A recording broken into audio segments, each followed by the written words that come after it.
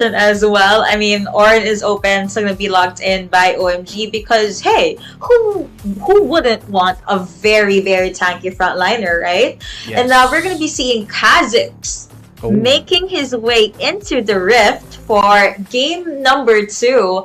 Let's see how EDG will be able to make this work. Because hear me out, okay? Hear me out. If Fiora is alone in the early game, that is actually a good sign for Kha'Zix. That is the opening. You know, you're a jungler, you'd want to either take down the ADC, the mid laner, or the Baron laner.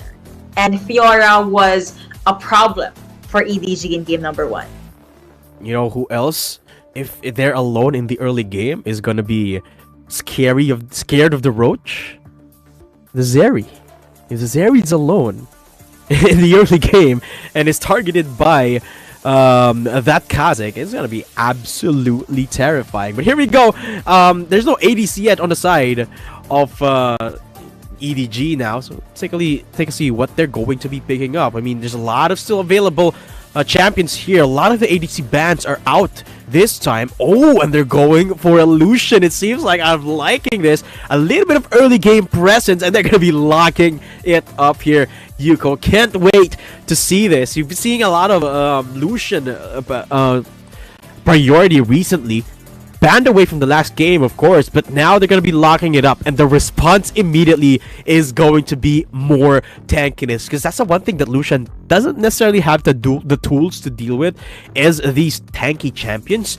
So OMG, they might have gotten EDG second guessing of their comp, because they've got two champions that aren't necessarily built for taking on tanks. Got Lucian and a Kha'Zix. Woohoo! I see.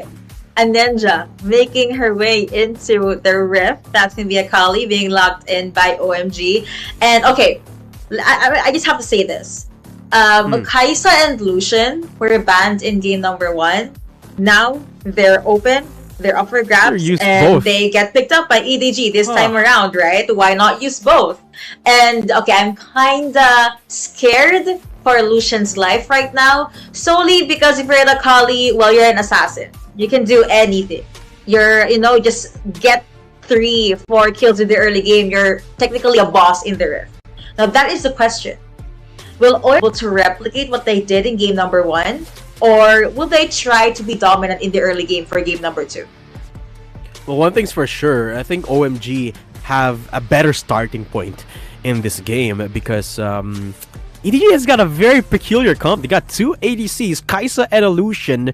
No big frontline whatsoever. I mean, they got a Gragas, sure, but against the likes of 2 tanks, 2 full-on tanks, for that matter, I'm a little bit worried, to be honest, of EDG's composition, because if the double ADC late game doesn't work, what are they gonna do? What's the fallback option?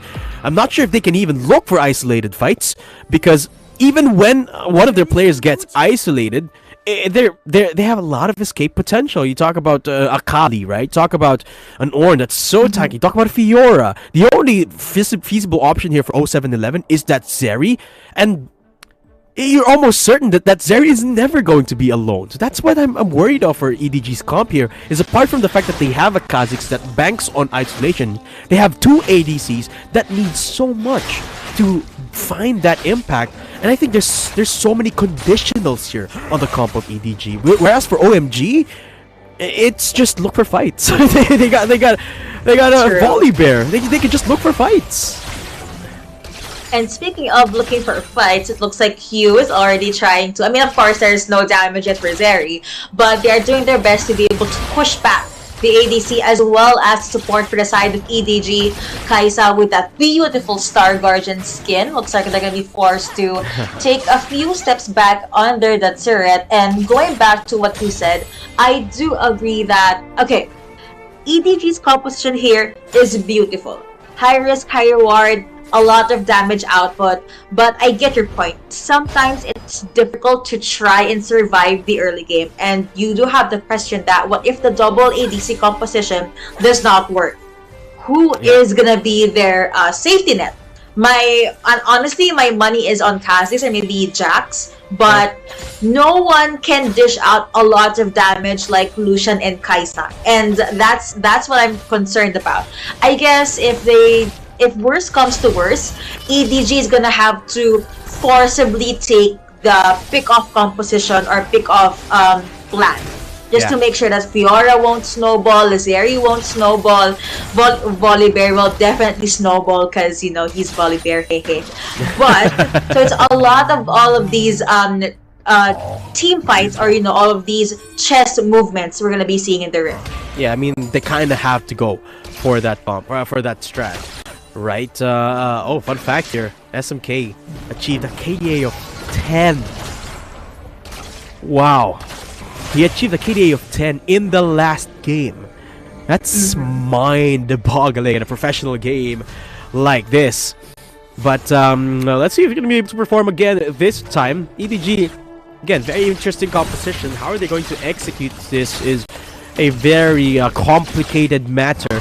But if they do, it's going to be impressive. So, have to wait and see. The one thing that I am sure of here, Yuko, though, is they cannot let this game go to waste in the early game, because if they lose the advantage early game here, they're putting themselves at risk of an early finish for OMG. Speaking of early gank coming through from Inyan. Going in, flash forward from the bear, and Irma nowhere to go. Flashes, but the first perfect execution is gonna make sure that first blood is for OMG this time. The start is not so slow anymore for OMG. EDG, first one to bite the dust here. OMG looking to make a firm grasp of this early game here. Let's take a look at that one more time. Inyan a little bit far off, and Irma didn't necessarily have the setup of vision there. Dashes to safety, but it wasn't too safe because the chilling smites, the flash from the Volibear is just too much CC for the ADC.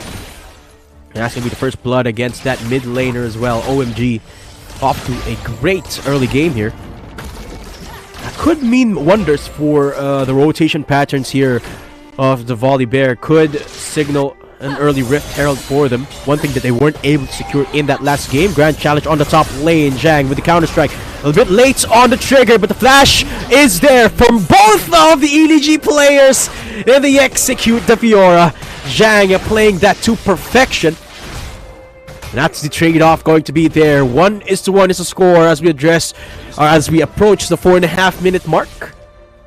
And this is looking like a much closer game than the last already. EDG fighting fire with fire in that regard. And it's started by Whitecat again. I like the aggression from Whitecat from that last game as well. Immediately popping the Grand Challenge here. Look at the combo here. Let's take a look at Whitecat. Okay, it was a Counter-Strike execute. Immediately countered back by the Grand Challenge. Riposte goes a little bit wide there. But the response is just so good from 07. Uses the 0-2 for safety net, but by then, Whitecat got nowhere to go. That's kill going on the hands of EDG. Rift Herald spawning up now, but with top laner in a bit of a deficit. I wonder which side OMG is going to prioritize. Ooh, the bot lane actually making their way towards the middle side of the map here, making sure that OMG is abreast. EDG, their objective control has been beautiful the past couple of games.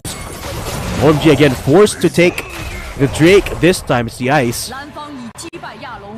But it's a trade, so no gold lead to speak of. 200 is barely any, so it doesn't necessarily translate to much at this point. EDG, though, they're pressing their advantage towards the top side. It seems like Whitecat is the target for them for now. Yeah, you know, I think their target is literally anything that's in front of them, because at this point they would want to get as much kills and as much objectives as they can. But yeah, you know, so far both sides, both teams, they are definitely baring their teeth in front of us. But now, let's see if Kaisa or Zeri will be able to make things happen. But for now, it's just gonna be Akali and her opponent in their own little world. Let's see how the Volibear is going to find relevance at this point, because hasn't been a lot of gank showcase here from side of OMG, right? I mean, they got the first blood, but haven't been able to translate it to anything much more for now. Of course, OMG have been a little bit on the loft side when it comes to map control. EDG is so good at taking objective control when it comes to the first objectives. So consistently have been able to get the first Rift Herald even when OMG is at the lead, which is what makes EDG so impressive. The problem with EDG is the closing of the game, right? Objective, they have it in the bag. Team fight, a bit of a 50-50, but when it comes to closing the game, that's where they face these problems. But for now, EDG, they're gonna be opening up that first tier turret there. So again, the objectives so good here for EDG. With the use of Shelly, they were able to open up the map indeed, and I agree.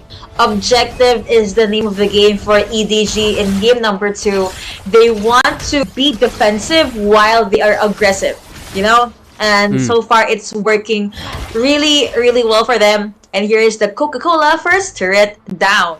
You know, get the Oh, random trivia. I actually do have the Wild Rift X Coca-Cola collab.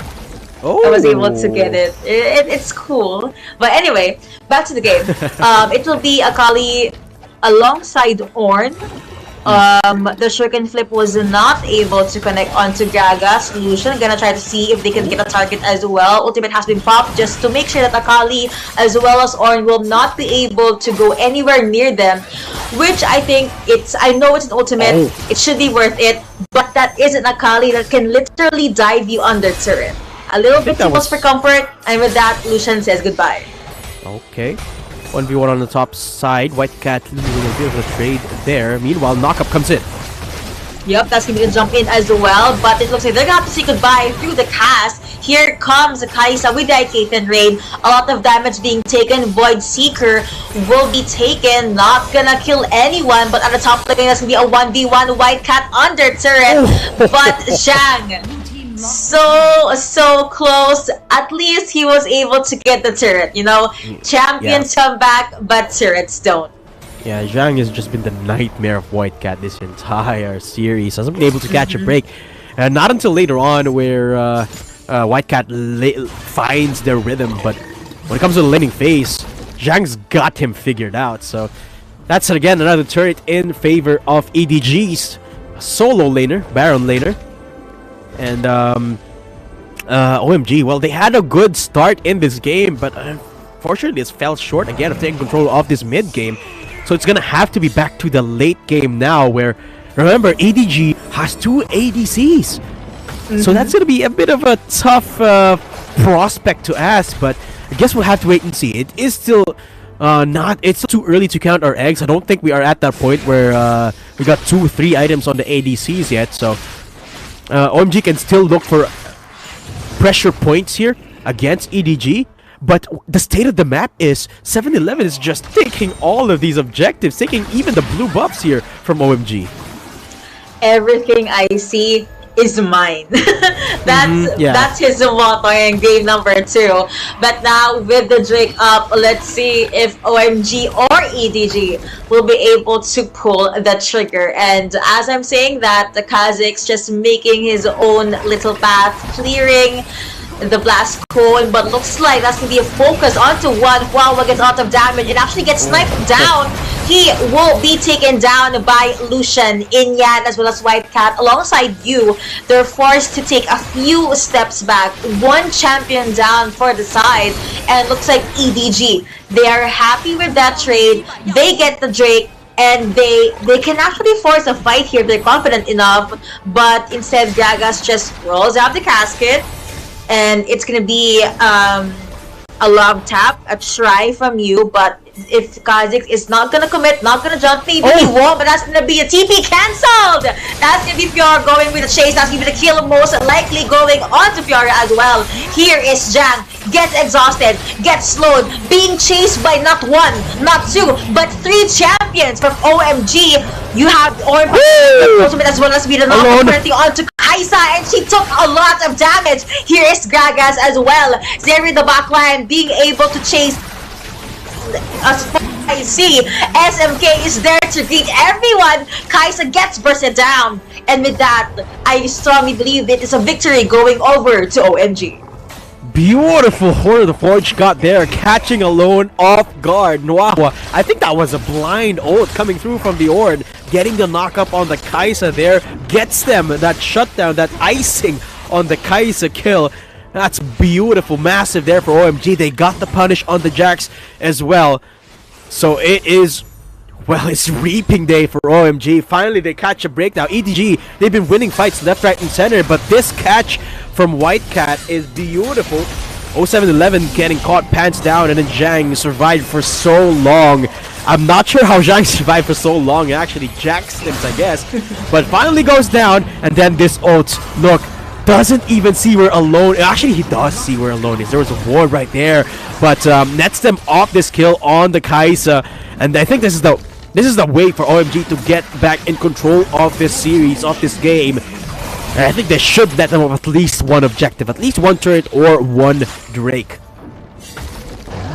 All it took, and that was worth it. Now they're knocking onto the turret. That's gonna be another ultimate kit again. But Gragas took a lot of damage there. He is still pretty much alive.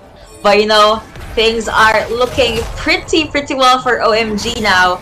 But again, it's not too late. EDG, like what you've said, they just need to wait for the ADCs to go online. Just hold on for a few more minutes, you know, let Gragas throw in with the explosive cast, let, you know, Jax take out or at least go with the pickoffs, but Wawa take some damage there. You have Gragas forced to use his ultimate now. That's been lots of damage being taken by Inyan. Knock up after knock up again. There is no turret there, so I think it's bye-bye for this Jax. After that, EDG, they decide to no longer press their luck. They have to let it go. Void Seeker does connect onto one, but Kai'Sa will not use her ultimate. It's too risky, okay? Yeah. She's not gonna do that. Of course. Don't want to risk anything any further. But that was still very risky right there. You can see EDG, they were collapsing on OMG over towards the bottom side of the map there. But OMG, they got the read off and they got the shutdown. So now they turn it around. The game is at its most even at this very point. And OMG, this is their time to prove their mettle. Because if they don't press on, hold that thought, SMK, almost getting caught off there. Definitely does have enough tools to survive. But the Baron, is it getting started now by OMG? I don't think they should. No. Okay. It's just, I don't think it's a bait even. It's just that they want to make it seem like they're taking the Baron, but they're going back to what works for them. Whew! SMK. That was some ninja moves, but he is still A-okay, still alive. And with that, the other three from the side of EDG just decides to teleport back into their base. It's a few minutes of calmness in the rift. I think it's them going back to the drawing board just so they could prep. They could even do a pickoff before they start Baron. I strongly believe that they are gonna go or force a fight before they go objective. I think OMG should force a fight at this point, right? I think the problem with OMG at this point is they are in limbo. They're not deciding to look for fights, but they're also unable to push. So I think that's the problem here, because at this point, EDG is only going to get stronger and stronger. But now, SMK been found out. EDG, they might collapse. Woohoo! YT connects onto Akali. That was also the body slam connecting onto SMK. That's why she was sent a few for a while there. But it looks like EDG, they get first dibs on the Drake. Wawa takes so much damage from Lucian. Whew! That is gonna hurt. But looks like they're still focusing onto the objective that is gonna be ultimates being popped or making or going with the Orn things. But looks like the kill is gonna go to Akali. Kai'Sa already down. Daughter of the Void is no longer in the rift, but Fiora gets a kill onto Lucian. And with that, Fiora gets a kill onto Kha'Zix as well. Zeri gets taken down. But overall, I think it is still a victory going over to OMG. After getting those kills, after getting that lead, they rotate over immediately to the Baron. Yeah, 3 for 1. EDG, they get the Drake, but OMG, they take the fight, and now they're taking the Baron as well. EDG, they don't have a smite. They won't be able to contest this at all. So OMG, steadfast presence as they secure the Baron Nashor.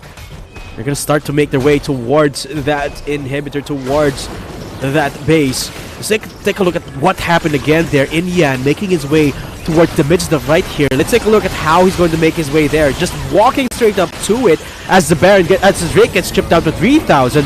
Look at the amount of damage Inyan gets to tank here until he goes golden, and then he survives for the entirety of this time. Unfortunately, unable to secure the Drake. But OMG, they converge on the back line. That's how they won the fight. But now OMG, they're getting collapsed on. Fight after fight, and here we are now in the mid lane. That's gonna be OMG going face to face with their foe. Scurry again, looking for her next victim. Has her eyes set on Zhang. Zhang does get a lot of damage, but he is still a-okay. Actually, another thing I noticed in the previous fight, the one in the replay, Fiora was able to isolate key champions. Yes. That's why EDG lacked the damage. So it was a lot of these micros making up with the macro, and that's gonna be another knock. That's gonna be the follow up there as well. He is very, very low IQ catering from Kaisa being shelled out, but they don't care because OMG, they get the base and they get game number 2. Beautifully executed there for OMG. Quick series for them. I mean, EDG showed a ton of signs of life there in the mid game, and I criticize OMG a lot for their for seeming indecisive, but I was proven wrong. They was just waiting for the objective. There you go, the boys. Big smile